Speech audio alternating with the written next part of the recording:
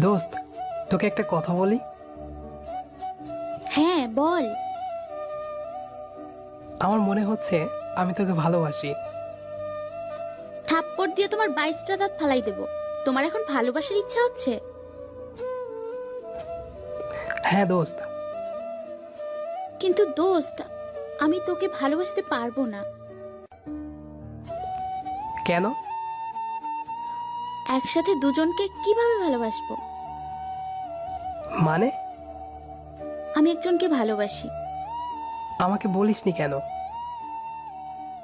তোকে বললে তো তুই ব্রেকআপ করে দিতি আমাদের।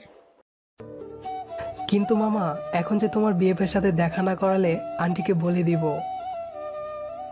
আচ্ছা দেখা করাবো, কিন্তু কথা দে আমাদের ব্রেকআপ করাবি না।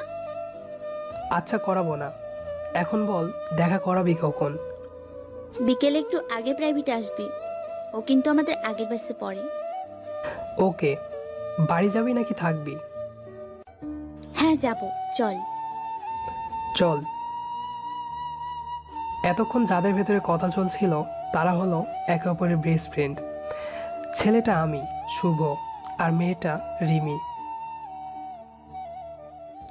আমরা অনার্স দ্বিতীয় বর্ষে পড়ি, পাশাপাশি গ্রামে থাকি। আজকে কলেজে রিমিকে প্রপোজ করলাম। তিনি কি বলল তা তো শুনলেন।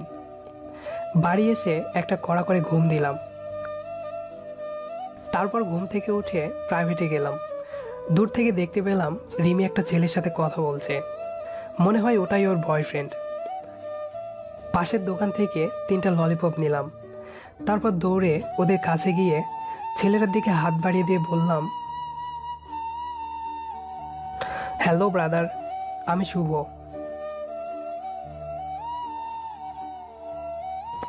তারপর তিনজনে 3টা ললিপপ খাওয়া শুরু করলাম।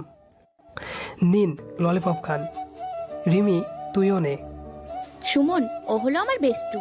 আর দোস্ত এই হলো আমার হবু দুলা ভাই, তাই তো? হুম। দোস্ত, আমি ভেতরে যাচ্ছি। তোদের কথা বলা শেষ হলে চলে আসিস। ওকে। ওদেরকে রেখে আমি প্রাইভেট স্যারের বাসাতে প্রবেশ করলাম। রিমিও আসলো আমার রুমে।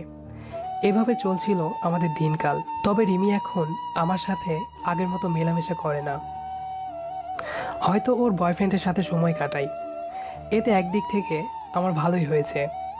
আগে রিমির সাথে ঘোরাফেরা করে যে সময় ব্যয় করতাম, এখন সেই সময়টা এখন পড়াশোনা করে ব্যয় করি। 1 মাস পর পরীক্ষা, তাই পড়াশোনা করাটাও জরুরি।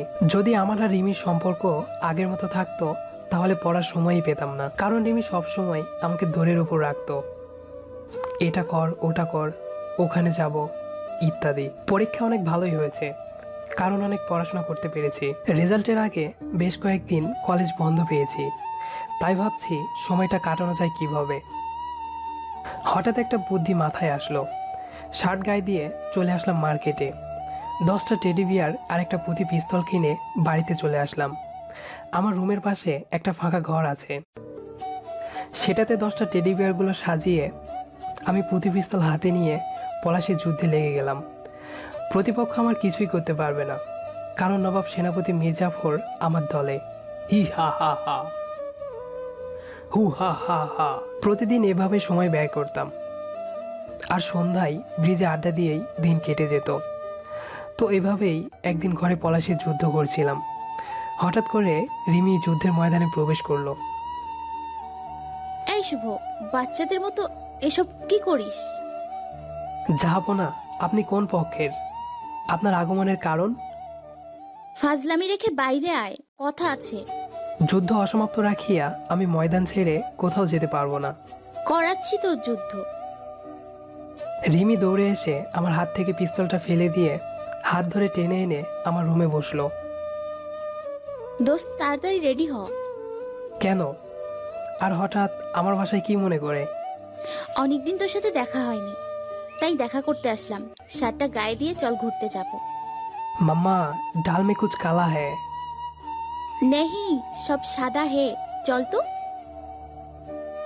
রিমি এক প্রকার জোর করেই আমাকে নিয়ে আসলো পাতামিয়ার পার্কে। পার্কে কয়েকটা লিচু আর আম গাছ ছাড়া কিছুই নেই। আবার 50 টাকা করে টিকিট। আমার 100 টাকায় চলে গেল। রিমা আমাকে টানতে টানতে একটা পার্কের বেঞ্চে এনে বসলো। লিচু গাছ থেকে কয়েকটা লিচু পেড়ে খেতে শুরু করলাম। যদিও কিছুটা টাকা উসুল করা যায়। পার্ক ফাঁকা, তাই কেউ দেখার চান্স নেই, তাই লিচু পারছি আর খাচ্ছি। এই ঢ্যাঁড়স, কিছু বলবি নাকি চুপ করেই থাকবি? হুদাই বসায় রাখছিস। এই ছেড়ি, কাঁদছিস কোন সুখে? সুখে কেউ কাঁদে নাকি হতচ্ছাড়া? তাহলে কোন দুঃখে কাঁদছিস? দোস্ত সুমন। হ্যাঁ, সুমন কি? সুমন আমাকে ছেড়ে ওর পরিবারের সাথে ইন্ডিয়া চলে গেছে। তো কি, কাঁদার কি আছে? আমি ওকে খুব ভালোবাসি, আর ও আমাকে ছেড়ে চলে গেল। আমিও তোকে ভালোবাসি। তুই তো আমাকে ছেড়ে চলে গেছিলি, তো আমি কি কাঁদতাম? কাঁদতাম না, বরং আরও ভালো ছিলাম। তুই জ্বালাতন না করাতে পরীক্ষাটা অনেক ভালোভাবে দিতে পেরেছি। কথা বলেই পাশে দেখলাম রিমি রেগে ফায়ার, আর মুহূর্তের ভেতরেই আমার ওপর কিলঘুষির বর্ষণ শুরু করে দিল। দোস্ত, হাত পা ছোড়া বন্ধ কর, লাগছে। শুভ, তোর ভালোবাসা আমি এখন বুঝতে পারছি। তুই কি আমাকে একটিবার ভালোবাসার অধিকার দিবি? সম্ভব না। তুই সাথে থাকলে আমার পরবর্তী পরীক্ষাগুলো আবার খারাপ হবে। আর তাছাড়া তোর মনটা এখন আর ইনটেক নেই, একজনের ব্যবহৃত। ফাজিল, তোকে আজকে আমি মেরেই ফেলবো। আগে বল ভালোবাসি। দোস্ত, মারিস না, মরে যাব কিন্তু। তাহলে বল ভালোবাসি। আচ্ছা বলছি, আই লাভ ইউ স্যাগাকর। তবে রে শয়তান। এবার আমি দৌড় দিলাম, আর রিমি আমার পিছু পিছু ছুটছে। অবশেষে আমি ইহাকে পাইলাম। আমি একমাত্র ছেলে যে এখন পর্যন্ত প্রেম করিনি এবং ছ্যাঁকাও খাইনি।